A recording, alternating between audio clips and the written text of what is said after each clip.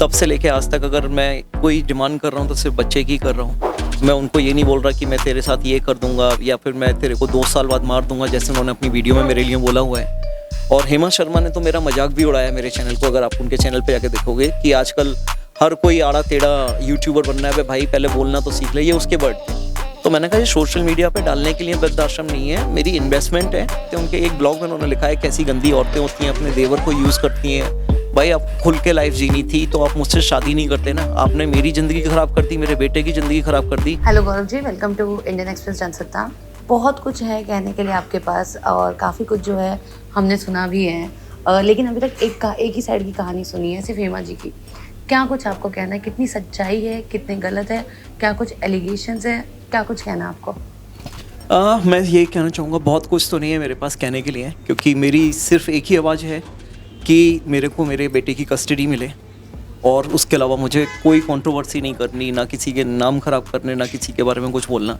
और स्टार्टिंग से जब से हमारा रिलेशन ख़राब हुए मार्च के महीने से, तब से लेके आज तक अगर मैं कोई डिमांड कर रहा हूँ तो सिर्फ बच्चे की कर रहा हूँ। मैं उनको ये नहीं बोल रहा कि मैं तेरे साथ ये कर दूंगा या फिर मैं तेरे को 2 साल बाद मार दूंगा जैसे उन्होंने अपनी वीडियो में मेरे लिए बोला हुआ है।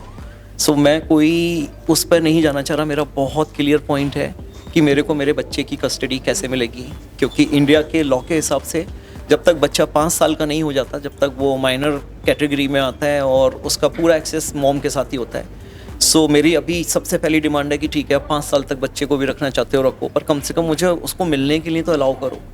मैंने आपसे शादी करी थी तो इसलिए करी थी कि मैं अपने बच्चे के साथ टाइम बिता पाऊँ, क्योंकि बहुत अर्ली हमारे जो डेज थे उसी में उन्होंने बच्चा कंसीव किया था मिलने के लेस देन 1 मंथ के अंदर।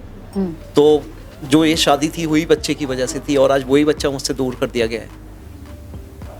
तो इतना वक्त आपको लगा इस टॉपिक पे आके बात करने के लिए, जब Hema Sharma already big boss में चली गई, जब वो लोग जानने लगे, तभी आप ये जो है बातें बता रहे हैं। उसके पहले आपने नहीं सोचा कि मुझे भी बताना चाहिए?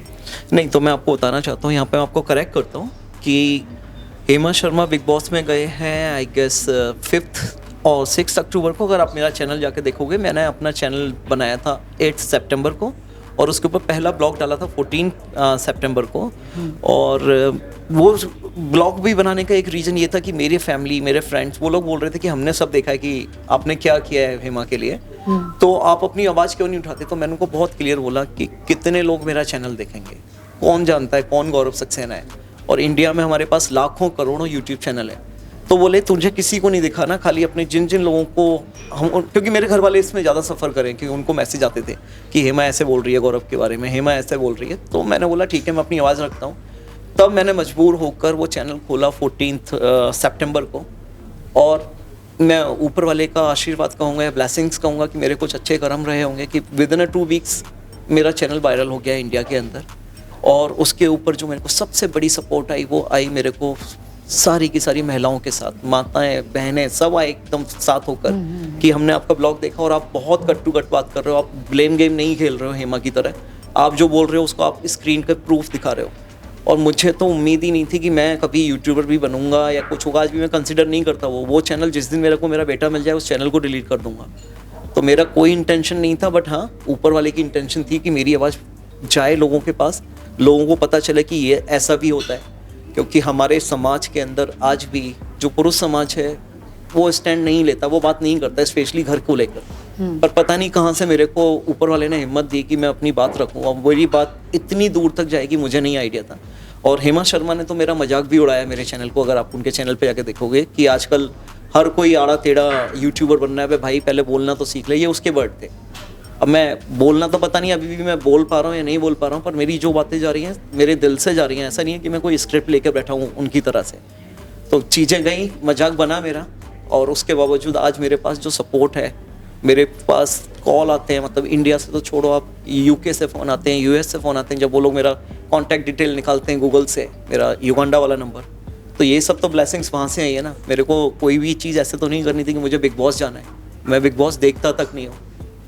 एग्जैक्टली अगर बात करो तो जो जैसे कि आपने कहा मार्च से चीज़ें ख़राब हुई थी, तो ऐसा क्या ख़राब हो गया कि ये अलग ही हो गया और जो है मामला कोर्ट तक चला गया? सॉर्ट कर सकते थे, बात कर सकते थे, ये क्या हुआ था एग्जैक्टली? मैं अपने एंड से जो भी कुछ ट्राई कर सकता था वो करा मैंने, क्योंकि किसी रिलेशन को बनाना बहुत बड़ा काम होता है, बिगाड़ना तो सेकंडों के काम होते हैं कि चीज़ें ख़त्म कर दो। तो हेमा शर्मा खुद सामने से लॉयर के पास गए और जाने से पहले हुआ क्या था, 2 इंसिडेंट हुए थे मेरे।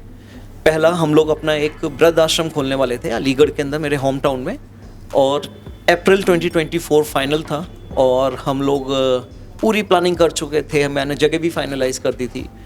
बट 9 मार्च को इन्होंने मेरे को बोला, आज भी डेट याद है, कि गौरव वो वृद्ध आश्रम खोलेंगे पर मैं अलीगढ़ शिफ्ट नहीं होंगी।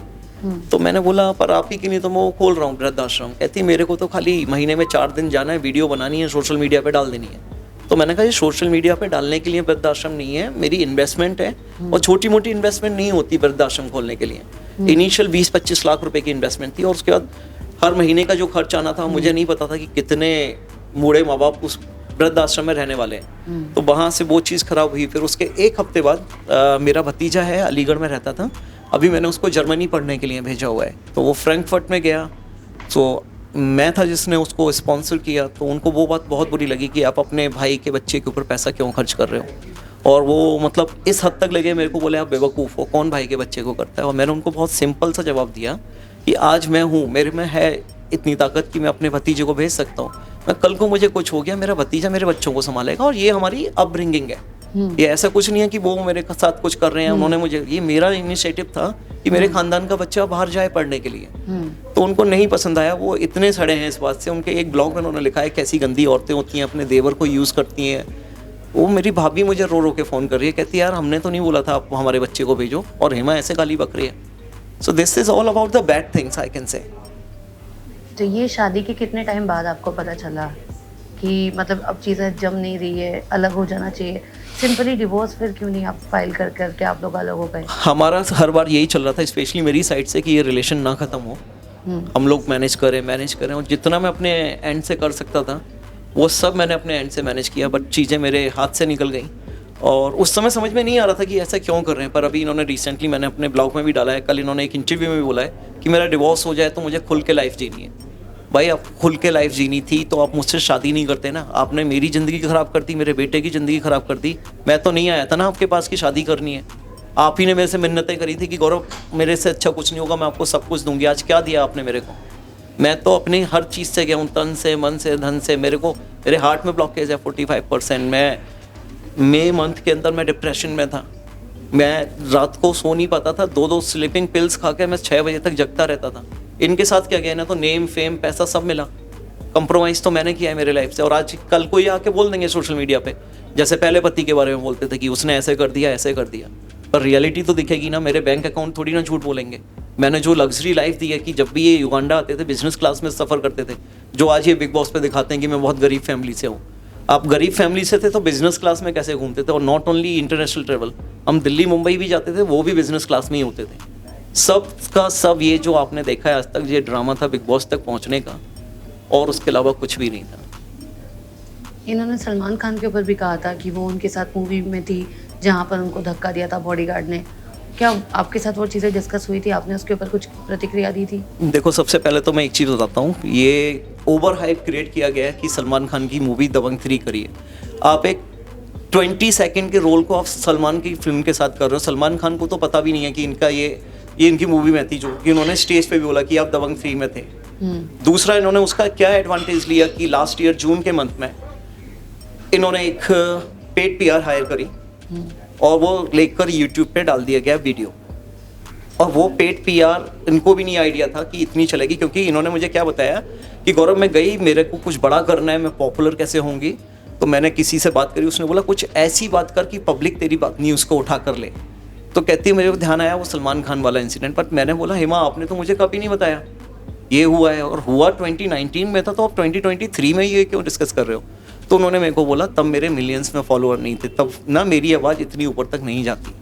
आज पब्लिक मेरी बात सुनेगी। और होता क्या है, जब आप इतने बड़े सुपरस्टार का नाम यूज़ करते हो तो डेफिनेटली पब्लिक का इंटरेस्ट जाता है। और आप सामने से देखो बिग बॉस में क्या बोल रहे हैं सलमान जी के साथ खड़े होकर। एक तरफ बोलते हैं आप सलमान खान हो गए, नहीं खड़ा होना मेरे को, आपके साथ नहीं पिक्चर खिंचानी, आप क्या करते हो, मतलब पूरा कुछ बोला है ना गंदा गंदा। और आज बोलते हैं कि सलमान जी के साथ स्टेज शेयर हो गई, कितनी बड़ी चीज़ हो गई। तो सब वो फेक था। और फेक मैं इसलिए बोल रहा हूँ, जब पंडित जनार्दन जी का उन्होंने नाम लिया जब पंडित जनार्दन मेरे घर पर आए तो मैंने बोला पंडित जी इन्होंने ये सब किया है, आपको याद है कि आपको धक्का लगा था, आपकी साड़ी खुल गई थी? पंडित जी बोले मुझे नहीं याद। और आज ये बोल रही है धक्का नहीं लगा था, मुझसे बोला गया था चलो चलो निकलो यहाँ से। तो आपने खुद ही बता दिया आप सच बोल रहे हो या झूठ बोल रहे हो सिर्फ पॉपुलर होने के लिए। तो एक ही चीज़ बोलूँगा, जो इंसान सलमान खान जी को नहीं छोड़ सकता तो मैं कहाँ स्टैंड करता हूँ। तो अब आप डिवोर्स देने वाले हो, नहीं देने वाले हो, अब क्या कुछ चल रहा है करंटली कोर्ट में कि मैटर जो गया है वो कहाँ तक पहुँचा नहीं, है? कोर्ट में मैटर अभी चला है, स्टार्ट हुआ है, अभी तक कुछ नहीं गया था। सो मेरा पहला टारगेट है कि डिवोर्स का हो, और डिवोर्स के बाद मैं बस यही बोलूँगा, अपना जो हिंदुस्तान का कानून है, ठीक है आप लोगों ने लॉ बनाया है कि 5 साल तक बच्चा रहेगा, पर उसके लिए आप ये भी तो देखो कि माँ की कितना टाइम उसको दे पा रही है। पहले आप दिन में काम में बिजी रहते हो, बिग बॉस चले गए, पर ये तो बढ़िया हुआ, अच्छा हुआ मेरे लिए। तो ये वापस आ गए, कम से कम मेरे बच्चे के पास एक गार्जियंस तो है, क्योंकि मेरा आपने एक्सेस रोक दिया और आप उसको छोड़कर चले गए। तो मैं तो यही कहूँगा कि जितना जल्दी मेरा इनके साथ डिवोर्स हो और मेरा बच्चा पहले मेरे पास आए, वही मेरी एक आज की डेट में पूरी की पूरी कोशिश है कि जितना जल्दी ऊपर वाला मेरा साथ दे और ये डिवोर्स और बच्चा साथ में आए। वो तो आपसे वेल कुछ नहीं मांगती है ना, तो उनको एलिमनी चाहिए, उनको सिर्फ डिवोर्स चाहिए। नहीं, उन्होंने मांगा है मैडम मेरे से, मैंने अपने चैनल में दिखाया है जहाँ पर उन्होंने मेरे को बोला है कि मेरे को अंधेरी में घर दिला के दो। अगर वो घर दिला दिया होता मई के महीने में तो आज ये सब कंट्रोवर्सी ही नहीं होती। सारा मैटर ही यहाँ पे है। और बेसिकली मैंने अपने ब्लॉग में भी बोला है ना, वो एलुमनी जो बोले अपार्टमेंट, उसका लॉजिक सिर्फ ये है कि अपार्टमेंट दिला दे और बच्चा ले जा।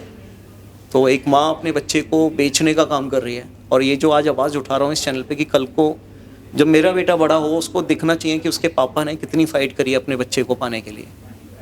तो आपने लास्ट बात कब की थी आपके बेटे से? हाँ, last it was on 17th मई। तब से उसके बाद कोई बात ही नहीं, उसके बाद से कोई एक्सेस नहीं है। उसका 19 जुलाई का बर्थडे होता है। मैं स्पेशली इंडिया आया कि मैं अपना बेटे के साथ थोड़ा सा टाइम स्पेंड करूं। मैंने उनको एक नया जियो का नंबर लेके मैंने उनको मैसेज डाला, क्योंकि और नंबर पे मैं ब्लॉक हूं।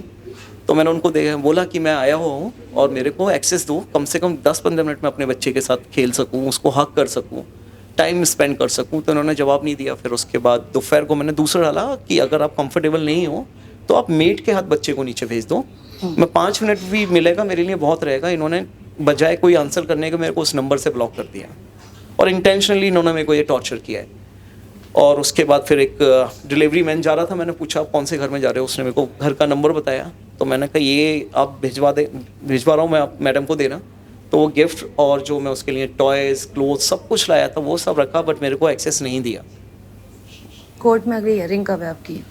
कोर्ट का चल रहा है, अभी लॉयर बताएगा मेरे को कि कब है, अभी डिसाइड नहीं है, पर हाँ जल्दी होगा वहाँ से भी। ऑलराइट, जो व्यूअर्स है उनके लिए क्या कुछ कहना है आपको? किसके लिए? जो दर्शक है, जो देख रहे हैं, व्यूअर्स है जो आपको सपोर्ट कर रहे हैं या जो हेमा के सपोर्टर्स हैं, उनके लिए जो भी हैं उनको एग्जैक्टली क्या कहना है? सबसे पहले तो यही बोलना चाहूँगा कि भाई कभी भी किसी पर आंख बंद करके विश्वास मत करना, चाहे फिर वो आपकी वाइफ ही क्यों ना हो।